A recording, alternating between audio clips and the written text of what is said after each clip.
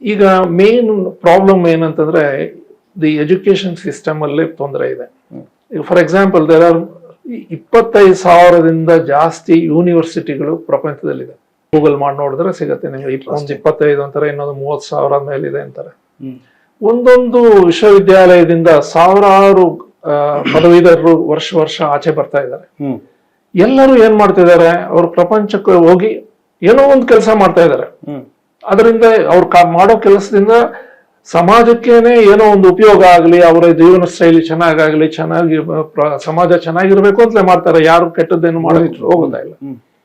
ಆದ್ರೆ ಇದರ ಒಂದು ನೆಟ್ ಪ್ರಭಾವ ಏನಾಗಿದೆ ಈಗ ಅಮೆರಿಕನೇ ತಗೊಳ್ಳಿ ಅಥವಾ ನಮ್ಮ ದೇಶದಲ್ಲೂ ನಗರ ಪ್ರದೇಶಗಳಲ್ಲಿ ನೋಡಿ, divorce rates have gone up.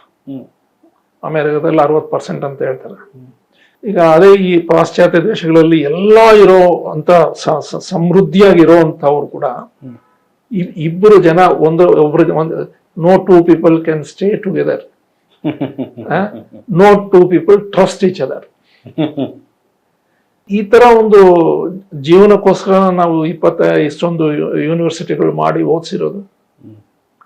So this is called all the universities are providing education.